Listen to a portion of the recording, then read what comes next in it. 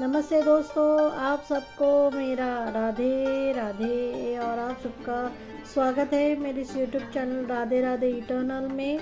और मैं आशा करती हूँ कि आप सब पर कृष्ण भगवान की कृपा दृष्टि बरस रही होगी और आप सब बहुत ज़्यादा सुख समाधान से अपना जीवन व्यतीत कर रहे होंगे। तो दोस्तों, आ गई हूँ आज फिर से एक बार एक नई कहानी लेकर, एक संत की कहानी जिन्हें हम सब जानते हैं। वो विवेकानंद जी के गुरु हैं, परमहंस जी।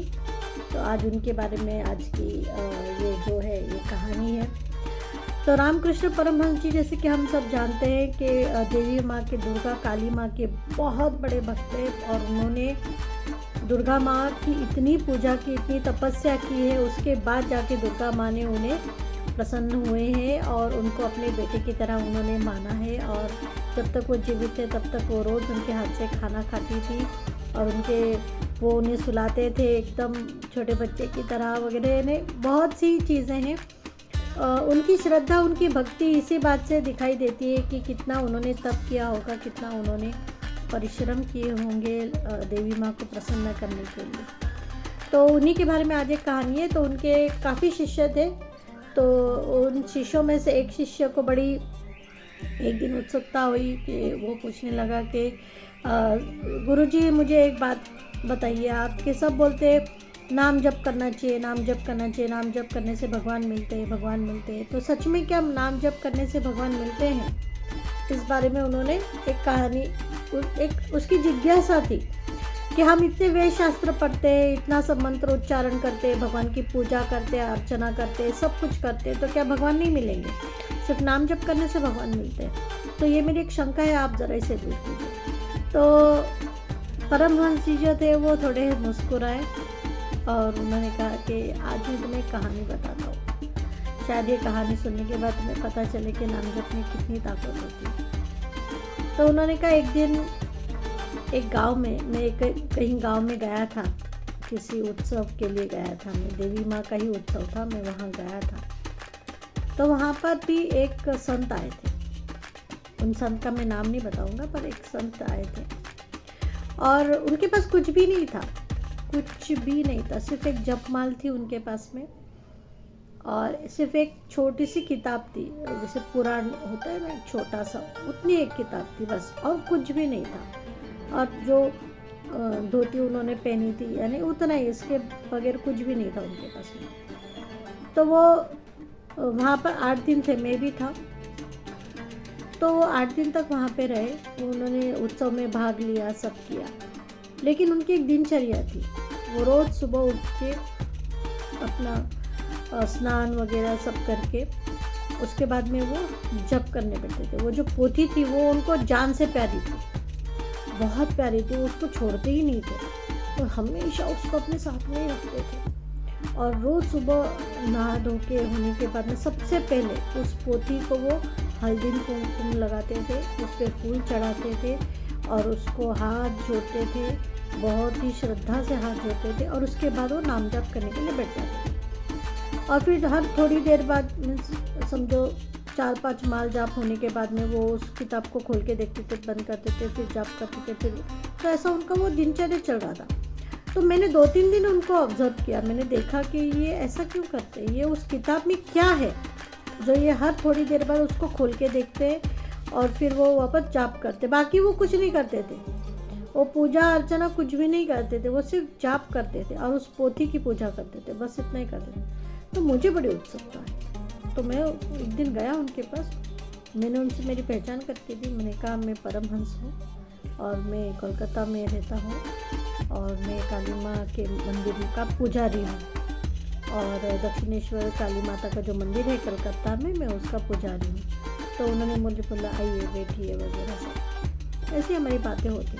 फिर ऐसी बातें करते करते मैंने उनको उत्सुकता में पूछा, मैंने बोला, मुझे आपकी पोथी देखी, मैंने देखा है 2-3 दिन से कि आप उस पोथी को बिल्कुल छोड़ते ही नहीं हैं, आप जहाँ जाते हैं आप उसको लेकर जाते हैं, बिल्कुल अपने सीने से लगा के रखते हैं। तो मैं देखना चाहता कि उस पोथी में क्या है। तो उन्होंने बोला, नहीं, मैं वो पोथी किसी को नहीं देता, वो मेरी है, मैं किसी को हाथ भी नहीं लगाने देता। बोला, देखिए, जैसे आप भक्त हैं उसी तरह मैं भी भक्त हूँ, मैं भी काली माँ का बहुत बड़ा भक्त हूँ और मुझे सिर्फ उत्सुकता है, इसीलिए मुझे वो पोथी देखनी है, मुझे आप कृपया बताइए। तो बहुत मिन्नतों के बाद फिर वो तैयार हुए, तो उन्होंने कहा ठीक है आप देखिए। तो उन्होंने वो पोथी मेरे हाथ में दी और मैंने वो पोथी खोली, और जैसे ही मैंने वो पोथी खोली मैं आश्चर्यचकित हो गई, क्योंकि उस पोथी में ना पहले पन्ने पर, दूसरे पन्ने पर, तीसरे पन्ने पर, चौथे पन्ने पर, पूरे जो पन्ने थे उन पन्नों पे ना सिर्फ ओम राम लिखा था और कुछ नहीं था उस पोथी में, कुछ भी नहीं। और दूसरा तीसरे 2 शब्द के अलावा तीसरा कोई शब्द था ही नहीं उसमें। तो जब मैंने वो देखा तो मुझे बहुत आश्चर्य हुआ। तो मैंने उनसे पूछा कि स्वामी जी, इसमें तो सिर्फ ये 2 शब्द लिखे, ओम राम, बाकी तो कुछ नहीं है इस पोथी में। फिर आप इस पोथी को इतना दिल से लगा के रखते हो जैसे कि इसमें बहुत ही अमूल्य कोई राज छुपा है। तो उन्होंने मुस्कुराते हुए कहा, ओम राम क्या ये सबसे बड़ा अमूल्य राज नहीं है? आप मुझे बताइए, आप भी पंडित हो, आप भी बहुत बड़े भक्त हो, क्या भगवान के नाम में जो सबसे बड़ा राज है क्या वो नहीं है? तो बोले हाँ है, लेकिन लोग तो पोथी पुराण भी पढ़ते हैं, तो मुझे लगा शायद इसमें ऐसा कुछ चमत्कारी कुछ है। तो बोले नहीं। आप मुझे एक बात बताइए, हम 4 वेद पढ़ते हैं, 16,000 श्लोक पढ़ते हैं, जो कुछ भी हम पढ़ते हैं, वेद शास्त्र या जो कुछ भी पोथी पुराण आप पढ़ते हो, इन सब का तात्पर्य क्या है? इसका आखिरी तात्पर्य क्या है? भगवान ही है ना, भगवान का नाम ही है। आप कितने भी वेद पुराण पढ़ लो, आप कितने शास्त्र पढ़ लो, कितना ही श्लोक पढ़ लो, इन सब में भगवान का ही नाम है, भगवान की ही स्तुति है और भगवान को पाने का ही तरीका है। वैसे ही मैं जप करता हूँ, मैं भगवान का नाम लेता हूँ। जब मेरा जप करते करते बीच में मैं फिर से इस पोथी में देखता हूँ, राम का नाम देखता हूँ, फिर मैं जप करता हूँ। मैं सिर्फ जप करता हूँ और मुझे लगता है कि जो जप मैं करता हूँ उससे ही मैं ही सारे पुराण, सारे श्लोक सब आते। मुझे कोई पोथी पुस्तक पढ़ने की ज़रूरत नहीं है। भगवान स्वयं ही मेरे साथ हैं, स्वयं ही मुझे दर्शन देते हैं और स्वयं ही मुझे सारी चीज़ों का ज्ञान कराते हैं, सिर्फ इस जप की वजह से। तो अगर सच्चे मन से अगर आप भी जप करेंगे तो आपको भी भगवान प्रसन्न ज़रूर होंगे। आपको कोई पोथी पुराण पढ़ने की ज़रूरत नहीं, वो अपने आप ही आपको आत्मसात हो जाएगी। भगवान खुद आपको वो सब आत्मसात करा देंगे। सिर्फ जप कीजिए, सच्चे मन से जप कीजिए, भगवान का नाम लीजिए। भगवान के नाम में ही सब कुछ है और कुछ भी नहीं है दूसरा। तो ऐसा उन्होंने अपने शिष्य को बताया। तब उनके शिष्य ने बोला कि हाँ, ये बात तो आज मैंने भी समझ ली कि भगवान का जो नाम सब बोलते हैं, नाम जाप करो, नाम जाप करो। तो आज मुझे पता चला कि नाम जाप क्यों करना चाहिए। क्योंकि आप कितने ही वेद पुराण पढ़ लो, लेकिन जब तक आप भगवान का नाम जाप नहीं करते, आप भगवान को सच्चे मन से उनके नाम जाप से याद नहीं करते, भगवान आपको कभी प्रत्यक्ष रूप से दर्शन नहीं देते। तो ये पावर है नाम जाप की, जो हम जाप करते हैं। अलग अलग जाप हैं भगवान के नाम के, सारे भगवानों के अलग अलग नाम जाप है। उसमें से कोई भी एक सादा नाम जाप आप कर लो। जैसे हनुमान जी ने क्या किया, हनुमान जी थोड़ी इतने सारे शास्त्रों में से नाम जाप करते हैं, वो सिर्फ राम राम राम राम राम राम राम राम राम इस एक शब्द का जाप को करते हैं। और उनके एक ही शब्द जब कभी उनके कानों में पड़ता है कहीं भी, तो वहाँ पहुँच जाते हैं, क्योंकि उनको लगता है वहाँ पे मेरे राम का नाम लिया है, मेरे राम का वास्तव्य है, मुझे जाना है, मुझे मेरे राम के पास जाना है। ज़रूरी नहीं आप बहुत बड़े बड़े श्लोक याद करो, आप बहुत बड़े बड़े जप करो, नहीं, छोटा सा जप करो और मन से करो। हम राधे राधे क्यों करते हैं?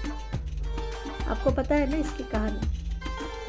सिर्फ राधे राधे जप करके भी लोगों ने राधा माँ को पा लिया है, कृष्णा को पा लिया है अपनी ज़िंदगी में। सिर्फ राधे राधे जप करके, आप सिर्फ राधे राधे बोलिए, कृष्ण अपने आप आ जाते हैं। सच्चे मन से राधा नाम कीजिए, सच्चे मन से ओम नमः शिवाय बोलिए, सच्चे मन से श्री राम बोलिए या राम बोलिए,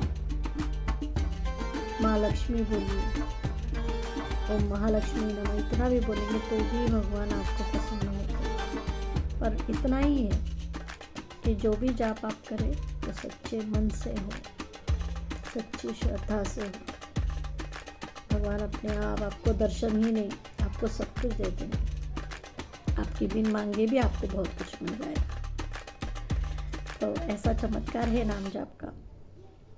तो दोस्तों, ये थी आज की कहानी, और मुझे आशा है कि आपको भी नाम जाप का महत्व क्या है ये पता चला होगा आज। तो आज से आप लोग भी नाम जाप करेंगे। एक माल कीजिए, बैठे बैठे कीजिए, जब टाइम मिले तब कीजिए, पर ज़रूर कीजिए। जिस भगवान को आप मानते हो उस भगवान का नाम जाप कीजिए, भगवान अपने आप ही आपको प्रसन्न हो जाएंगे। तो दोस्तों, आशा करती हूँ आपको आज की कहानी पसंद आई होगी, और अगर पसंद आई होगी तो उसे लाइक, शेयर और सब्सक्राइब ज़रूर से कीजिए। और कमेंट में जो भी आपको, जिस भगवान को आप मानते हो उनका एक शब्द, उनका नाम लिख दीजिए, वही काफ़ी है मेरे लिए। बस इतना ही चाहती हूँ। तो मिलती हूँ आपसे फिर एक बार, और एक ऐसी अनोखी कहानी के साथ में, जिससे कि हमें कोई हमारे जीवन के लिए अच्छा बोध मिले, और किसी और एक ऐसी अद्भुत संत की कहानी लेके। तब तक आप सबको मेरा राधे राधे।